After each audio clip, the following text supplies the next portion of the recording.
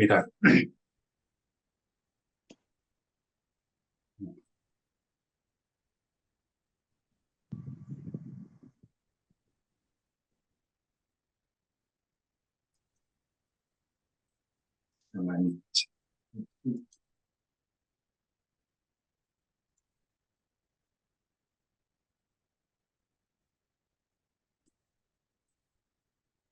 예, 성경 구절, 오늘 이사야 52장입니다. 7절부터 12절까지만 읽겠습니다.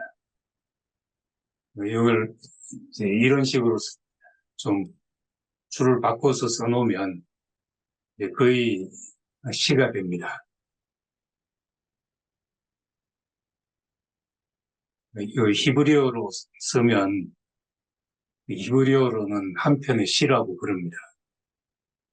좋은 소식을 전하며 평화를 공포하며 복된 좋은 소식을 가져오며 구원을 공포하며 시온을 향하여 이르기를 네 하나님이 통치하신다 하는 자의 산을 넘는 발이 어찌 그리 아름다운가.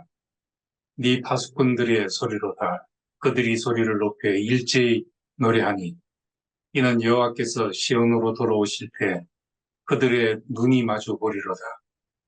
너 예루살렘의 황폐한 곳들아 기쁜 소리를 내어 함께 노래할지어다. 이는 여호와께서 그의 백성을 위로하셨고 예루살렘을 구속하셨습니다. 여호와께서 열방의 목전에서 그의 거룩한 팔을 나타내셨으므로 땅끝까지도 모두 우리 하나님의 구원을 보았도다. 너희는 떠날지어다 떠날지어다. 거기서 나오고 부정한 것을 만지지 말지어다. 그 가운데서 나올지어다. 여호와의 기구를 매는 자들이여 스스로 정결하게 할지어다. 여호와께서 너희 앞에 행하시며 이스라엘의 하나님이 너희 뒤에서 호위하시리니 너희가 황급히 나오지 아니하며 도망하듯 다니지 아니하리라. 아멘. 52장은 지난주 51장을 했는데 하나님의 위로와 구원, 그 말씀에 52장 1절부터 12절까지는 51장과 내용을 같이 하는 말씀입니다. 그리고 13절에서 15절까지는 고난받는 종에 대한 것인데 이사야 53장과 붙이면 될 정도로 내용이 이어져 있습니다. 먼저 이제 1절에 시온이여 깰지어다 깰지어다 내 힘을 낼지어다 거룩한 성 예루살렘이여 네 아름다운 옷을 입을지어다 이렇게 말합니다. 51장에서 하나님의 위로 너의 첫자리를 기억하라.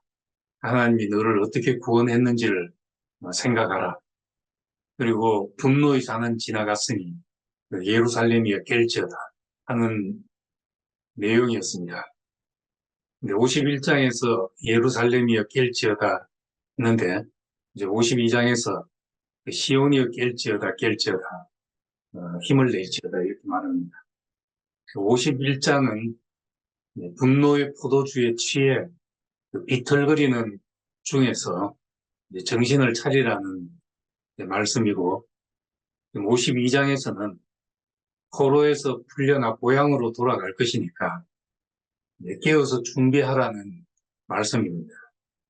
그래서 네 아름다운 옷을 입을지어다 이렇게 말합니다.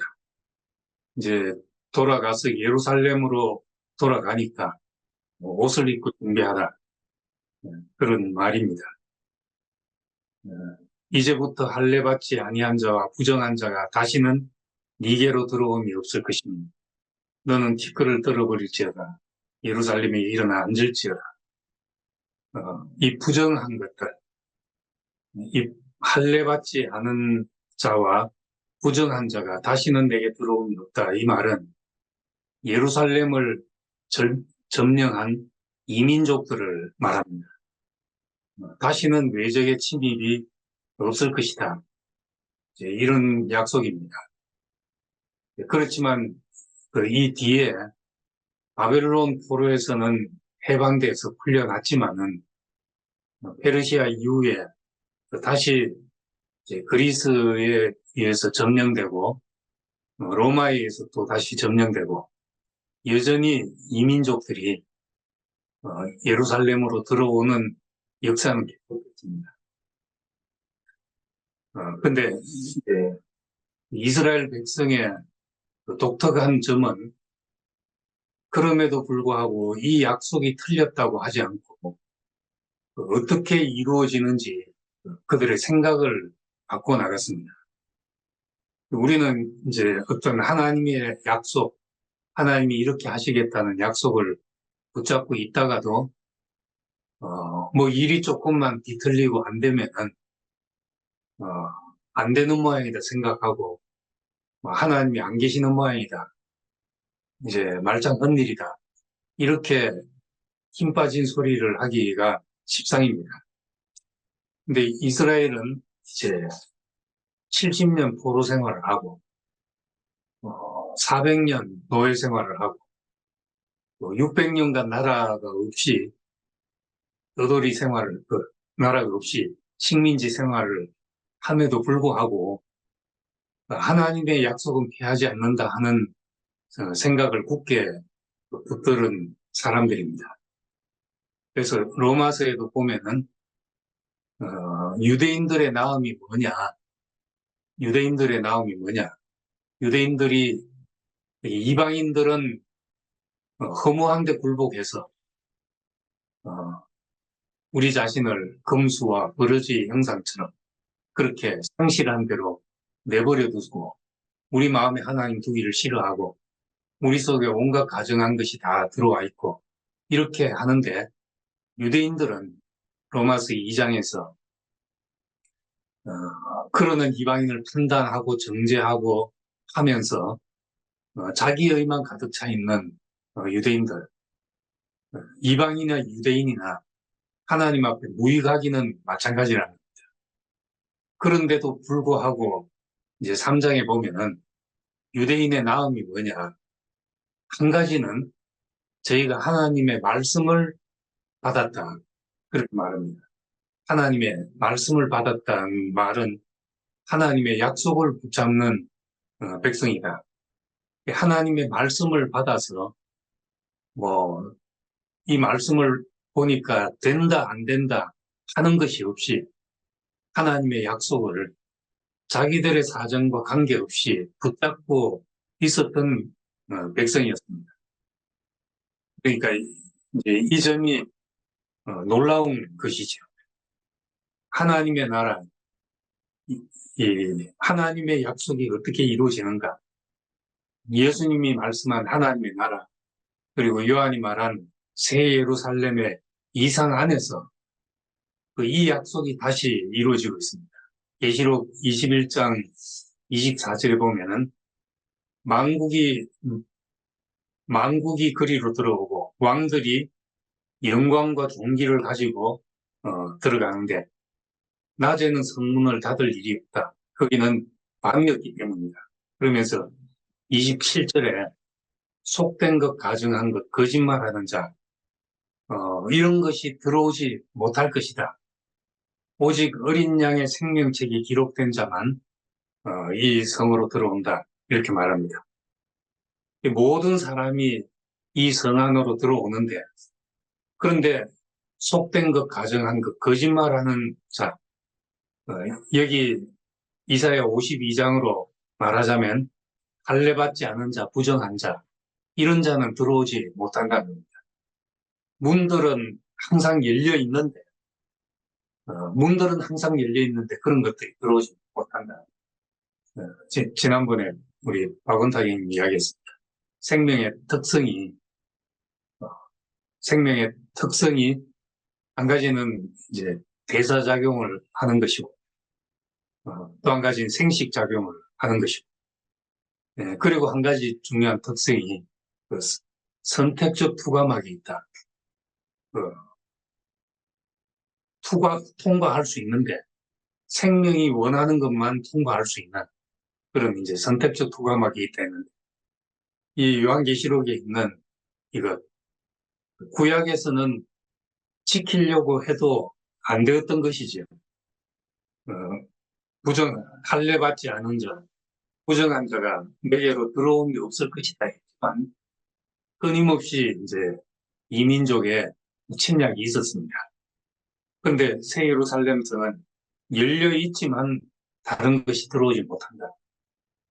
우리가 참으로 생명 안에 있다면 무엇이 이제 다른 것이 섞여들 것을 염려할 필요가 전혀 없다는 겁니다. 문을 열어놔도 밤이 거긴 없으니까 문을 열어놔도 낮에는 성문을 닫지 않는데 문을 열어놔도 거기는 다른 것을 속된 것, 가정한 것, 거짓말하는 것들 이런 것이 전혀 들어올 수 없다 이렇게 말했으니까 하나님의 나라가 이렇게 온전하게 되어 간다는 것을 볼 수 있습니다. 구약에 있는 약속이 폐해진 것이 아니라 그것이 어떻게 생명 안에서 인격 안에서 정말 다른 것은 들어올 수 없는 사회가 되는가 그것을 우리에게 강화된 하나님의 나라로 보여주고 있습니다. 그리고 3절에 보면은 여호와께서 이같이 말씀하되 너희가 값없이 팔렸으니 돈 없이 속량되리라 말합니다. 값없이 팔렸다. 돈 없이 속량된다. 이것은 이제 우리가 어떤 값을 치르지 않고 구속이 된다는 말이 아니라 풀려나는 종의 입장에서 말한 것입니다. 종의 입장에서는 우리 편에서 보면 값없이 얻은 구원이죠. 그렇지만 하나님 편에서는 값을 치르고 대속하신 것입니다. 속량한다는 말이 값을 치르고 되찾는다는 말이잖아요. 예.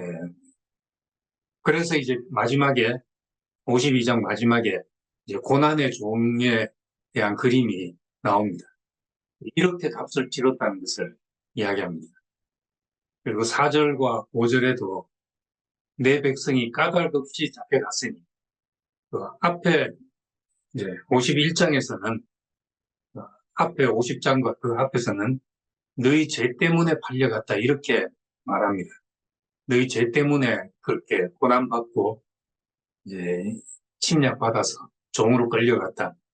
근데 여기서 까닭 없이 잡혀갔다는 것은 하나님 보시기엔 이유 있지만은 아수르가 그래야 될 이유가 없었다는 겁니다. 아수르가 이스라엘을 침공할 이유가 없었다는 거죠. 근데 왜 꼭 그곳에 넣었다가 건지시는가? 까닭 없이 잡혀가서 이 백성들이 이 고난을 당하고 종일 하나님의 이름이 더럽힘을 받고 왜 이런 일이 있어야 하는가? 신명기에 보면은 이스라엘 백성들이 왜 이집트에 들어갔다가 나와야 하는가를 이제 신명기 32장 11절에 보면은 독수리가 새끼를 양육함 같이 그렇게 했다는 이야기를 합니다. 독수리가 날개를 너풀거려서 거기에 있는 부드러운 솜털들이 다 날아가게 만들고 둥지를 만든 그 가시가 있어서 새끼들이 이제 거기 있으면 찔리니까 나와서 이제 날개짓을 하고 떨어진다. 그 새끼가 아직 미숙하기 때문에 날개짓을 하고 떨어지려고 발버둥 이제 날개짓을 하면서 발버둥 칠 때 이제 독수리가 밑에 와서 받아주고 다시 올렸다가 떨어뜨리고 이런 일을 반복하면서 독수리가 이제 양육된다는 겁니다. 그러니까 하나님이 왜 이스라엘을 이집트에 집어넣는가? 내 백성을 애굽에서 불러냈다 하는 말씀도 있지만은 그 말은 내 백성을 애굽에서 양육했다는 말입니다. 이집트에 집어넣어서 이 백성을 세상 문물을 배우자면 어느 천년의 이집트의 그 발달된 것을 배우겠습니다.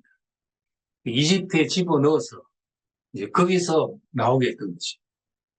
왜 모세를 바로의 왕궁에 왕자로서 자라게 했는가? 이건 마치 이제 어릴 때 조기 유학 보낸 것과 같은 그런 일이라는 겁니다.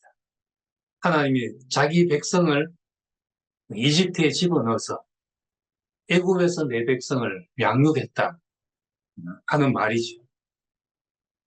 우리가 이제 세상에 살면서 왜 세상에서 데려가지 않고 우리를 세상에 두시는가? 이 세상 험하고 세상을 멀리하고 그러면서 왜 세상에 두시는가?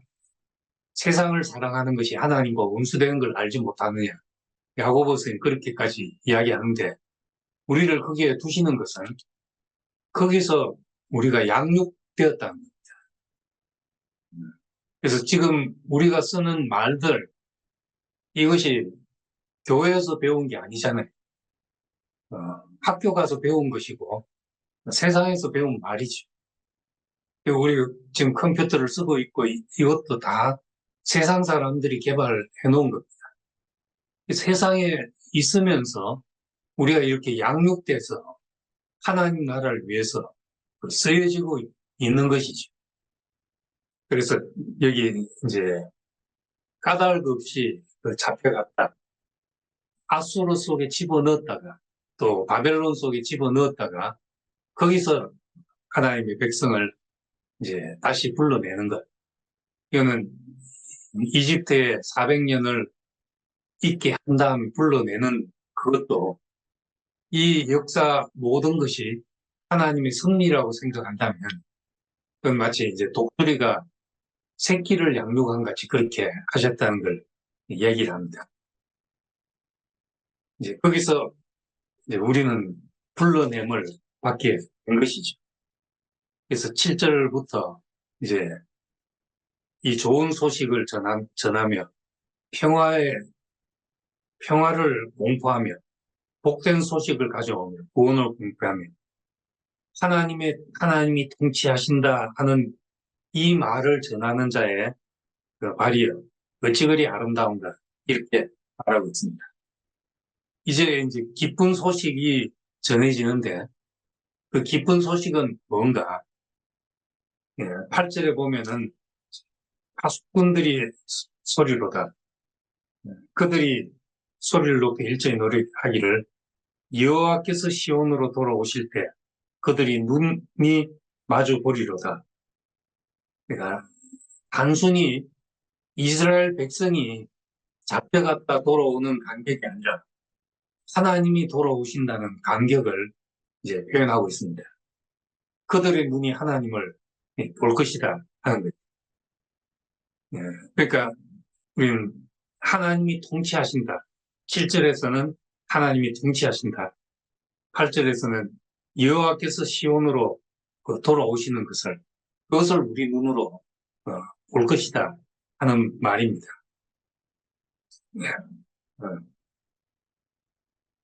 우리에게 복음은 뭔가? 이제 하나님이 이스라엘을 불러내서 가나안 땅으로 들어가는데 가나안 땅에 젖과 꿀이 흐른다. 그 땅에 들어가 봤지만은 우리가 가나안 땅이 실제적으로 광야보다는 낫겠지만은 그 땅을 뭐 특별히 젖과 꿀이 흐른다고 할 수가 이제 없지 않겠습니까? 그런데도 젖과 꿀이 흐르는 땅이라고 말한 것은 그것이 이제 하나님과 동행하는 곳이기 때문에 젖과 꿀이 흐른다고 말한 겁니다.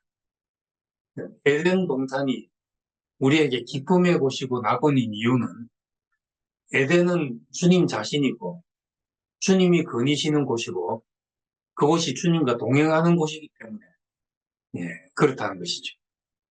구약으로 말하면 동행하는 것이고 신약으로 말하면 아버지와 우리가 하나 되는 것이죠. 이것이 우리에게 복된 소식인 겁니다. 단지 우리 문제가 해결됐다. 이것이 아니라 하나님이 우리에게 돌아오신다. 우리가 우리가 하나님 앞으로 돌아간다는 것과 같은 말인데, 이제 하나님이 주도적으로 하시는 것으로 말한다. 우리가 돌아간다는 표현보다 하나님이 우리에게 돌아오신다. 시편 52, 이사야 52편에서 그렇게 말하고 있습니다. 10절 여기서도 여호와께서 열방의 목전에서 그의 거룩한 팔을 나타내셨으므로 땅끝까지 모두 우리 하나님의 구원을 보았도다. 지금 이사야가 구원을 말하면서는 늘 빠지지 않고 매 장마다 기록하고 있는 것은 이 구원을 땅끝까지도 또 모든 열방들이 모든 나라들이 이 구원을 볼 것이다 하는 것입니다. 그러니까 이 백성만 이렇게 구원해가지고 자기 백성만 잘 살게 하는 것이 아니라 하나님이 이런 분이라는 것을 이스라엘 백성을 구원하는 걸 통해서 모든 사람이 보게 하는 것이죠. 모든 사람이 하나님의 영광을 보게 하고 그것은 궁극적으로 모든 사람이 하나님 앞에 돌아오게 하는 일인 겁니다. 예, 만약에 이제 이스라엘 사람들이 구약 성경을 보면서 이 말씀 속에서 이런 하나님의 경륜을 보았다면은 그들은 이제 편협한 선민 사상에 갇히지 않았을 것입니다. 아브라함에 대한 약속도 마찬가지죠. 아브라함을 택하셨지만은 아브라함만을 위한 것이 아니고 이삭만을 위한 것이 아니라 너로 인해서 천하 만민이 복을 얻을 것이다. 너 씨로 인해서 천하 만민이 복을 얻을 것이다. 이런 말씀이 제대로 읽혀졌다면은 우리만 잘났네 이럴 수가 없었을 것입니다. 우리를 통해서 하나님이 모든 사람을 구원하려 하시는구나 이렇게 생각했을 하나님 앞에서 그냥 먼저 부름을 받아서 어떤 중요한 위임이 있다는 것이지 그렇다고 해서 우리가 하나님의 구원에 우리만이다 이렇게 말할 수가 없다는 것이죠. 이사야서도 보면 특히 이런 이제 구원의 이야기가 나와 있고 이런 것이 이제 욥기에 가면은 이제 아주 명백하게 이스라엘을 망하게 한 아수르인데도 거기에 백성을 내가 아낀다. 이런 하나님의 마음을 이제 표현하고 있습니다. 이제 이런 것이 우리의 생각을 더 넓게 만들고 우리 자신을 더 하나님 앞에 놔둬서 생각하게 하는 말입니다. 그리고 이제 11절에 너희는 떠날지어다 거기서 나오고 부정한 것을 만지지 말라 이렇게 말했는데 왜 부정한 것을 만지지 말라고 했는가? 그 가운데서 나올지어다 여호와의 기구를 매는 자들이여 스스로 정결케 할지어다 이렇게 말해요. 여호와의 기구를 매는 자들 스스로 정결케 할지어다. 이제 포로 생활이 끝나고 돌아가는데 이것은 단순히 고향으로 돌아가는 것이 아니고 하나님과 동행함이고 하나님 앞으로 돌아가는 것입니다. 여호와의 기구를 매는 것.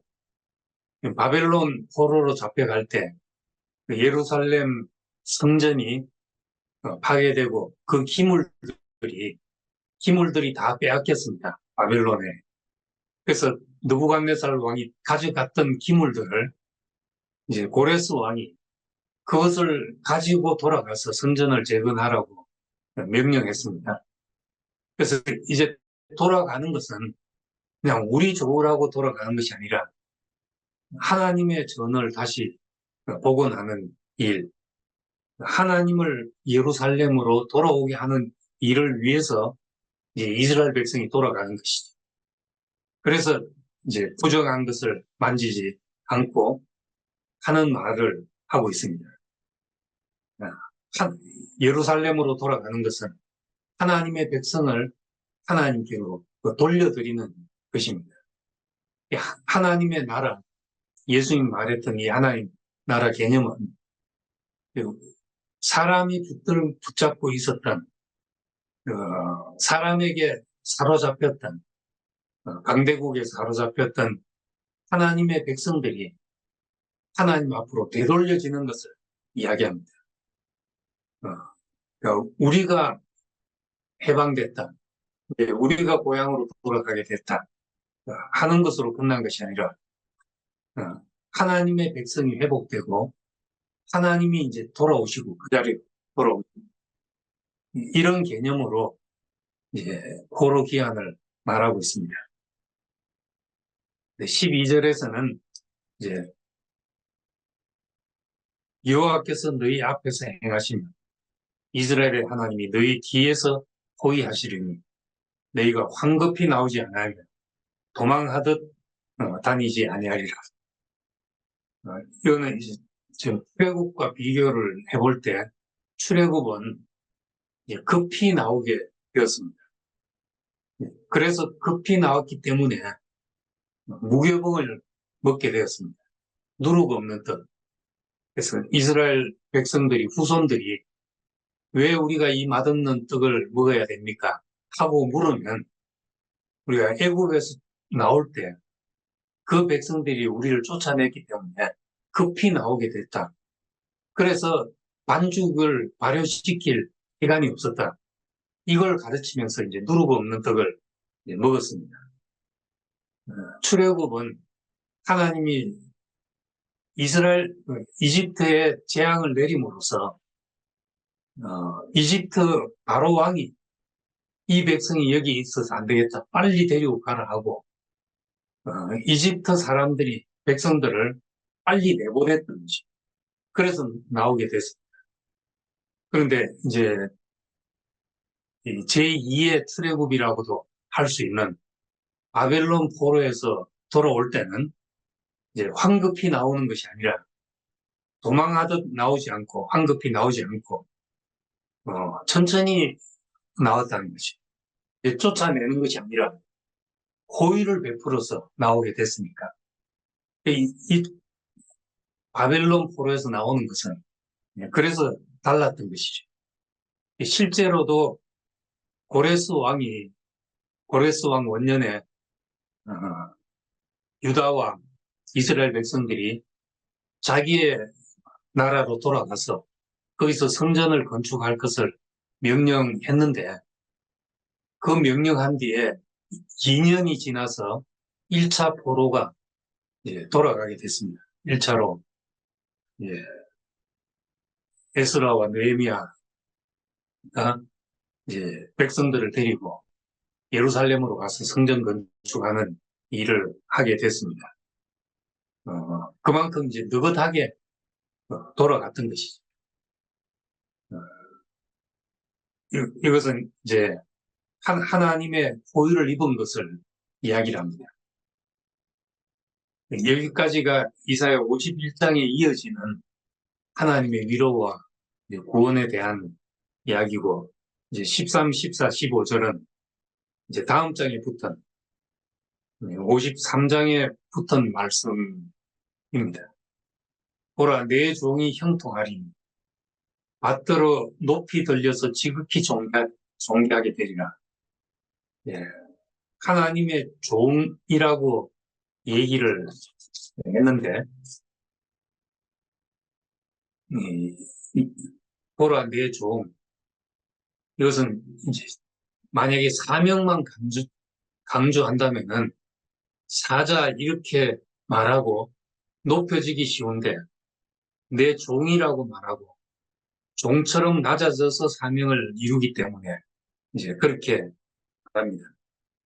이 내 종은 이제 여기서는 단수이지만은 이스라엘을 가리키는 말이죠.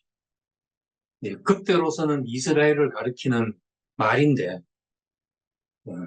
이것이 우리가 지금 와서 보면은 하나님의 메시아를 두고 하는 말이구나.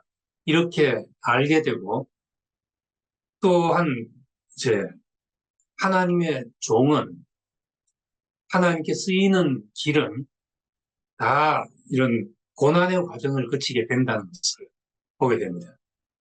14절에 보면 그의 모양이 사인보다 상하였고 그 모습이 사람들보다 상하였으므로 많은 사람이 그에 대하여 놀랐거니와. 그러니까 이 고난의 종, 그 여호와의 종은 모습이 타인보다 상해서 하나님이 선택한 사람이 어떻게 저렇게 될까 하는 이제 어떤 일을 겪게 됐다는 것이죠. 근데 15절에서는 근데 그 사람이 놀랐지만은 그가 나라들을 놀랍게 할 것입니다. 왕들이 그로 말미암아 입이 공해질 것이다. 입이 닫아질 것인데 한 번도 듣지 못한 소식을 그를 통해서 듣게 되기 때문이다. 아직 듣지 못한 것을 깨달을 것이다. 전파되지 아니한 것을 볼 것이다. 이렇게 말합니다. 하나님의 종, 하나님의 쓰시는 사람은 왜 고난을 받게 되는가? 14절처럼 왜 그 모양이 타인보다도 상하였고 남들보다 더 힘든 일을 더 겪고 이제 그래야 하는가? 예. 그것은 이 고난이 모든 사람이 싫어하는 것이기 때문에 모든 사람이 싫어하는 그 고난과 죽음이라는 운명 속에 하나님은 자기 영광을 표현하기 위한 어떤 도구로 쓰신다는 겁니다. 예. 그렇기 때문에 우리에게 그것을 짊어지우지 않으면 하나님의 영광과 하나님의 말씀이 나타날 수 없다는 것이죠. 우리도 형제들한테서 정말 하나님의 말씀이 나오는 그 자리를 보면은 옛날 우리가 종교적인 생활을 할 때는 기도했더니 뭐 이렇게 하나님이 복을 주셨고 이렇게 형통케 해주셨고 이런 간증을 할 수 있지만은 우리가 참으로 이 고난의 종의 길을 알게 되고 나면은 이상하게 우리에게 그 고난과 죽음의 운명을 겪은 만큼 하나님의 말씀이 나오게 되고 여기 15절 마지막에 말한 것처럼 나라들이 놀라고 왕들이 입이 닫아질 말씀들이 거기서 나오게 된다는 거예요. 아무 할 말, 고난을 통해서 나오는 말씀이 이 세상을 아무 할 말이 없게 만든다. 거기서 영광이 나왔다면 거기서 참으로 모든 사람을 살리는 양식이 나오고 사람을 배부를 것이 나온다. 우린 세상에 모든 입이 닫아지게 될 것이라. 그래서 이사야서의 그 놀라운 점은 하나님의 택하신 종의 모습을 앞에 50장에서는 뺨을 맞고 순배등을 당하고 등을 맞고 뭐 이런 수욕과 수치를 당하는 모습을 묘사했는데 이사야 52장에서는 사람들이 볼 때 놀랄 정도로 하나님의 종이라는 사람이 어떻게 저런 어떤 상한 모습을 할 수 있는가? 어떻게 저런 일을 겪을 수 있을까? 이렇게 말하게 될 것이라. 그것은 이제 하나님의 영광과 하나님의 말씀이 나타나는 그 자리가 우리가 다 싫어서 버렸던 이제 그 운명, 그 고난 속에 하나님의 영광과 하나님의 말씀이 나타날 것이기 때문에 그런 거죠. 우리가 세상을 위로할 수 있는 것, 우리가 교회 형제들을 위로할 수 있는 이유는 고난받은 그 자리가 바로 영광이 나타나는 자리고 하나님의 말씀이 나타날 수 있는 자리, 주님이 오시는 자리, 그 자리이기 때문이라는 이제 말씀을 합니다. 전에는 상한 얼굴을 보고 놀랐지만 이제 15절에는 이제는 그 전파한 소식을 듣고 놀라서 입이 닫히게 될 것이다. 이것이 이제 주님의 종의 모습이죠. 그래서 우리 교회 안에서 누구라도 형제들이 먹을 양식을 내놓는 사람 그런 과정을 거쳐서 우리가 그 말씀이 양식으로 과해지게 되는 것을 보게 됩니다. 우리 고난당한 것이 내게 유익이라 말한 것처럼 우리가 까다롭게 당하는 이유, 내가 잘못을 해서 매를 맞으면 무슨 유익이 있겠냐. 그렇게 베드로는 그렇게 말합니다. 그렇지만 아무 까닭 없이 우리가 고난을 받는다면 그것은 오히려 기뻐해야 될 일이다. 예수 그리스도의 고난에 동참하고 바로 그것을 하나님이 쓰실 수 있기 때문에 그렇다 하는 것을 말하고 있습니다. 이사야 이제 52장, 53장으로 이어지는 그 고난의 종의 모습, 우리가 다 싫어했던 그 자리에서 하나님이 쓰시는 것이 나오고 또 하나님이 모든 사람을 살리기 위해서 행하시는 일이 거기서 나온다는 걸 말했습니다. 하여튼 이사야를 통해서 우리에게 고난의 이유를 확실하게 볼 수 있게 되기를 소망합니다. 같이 기도합니다.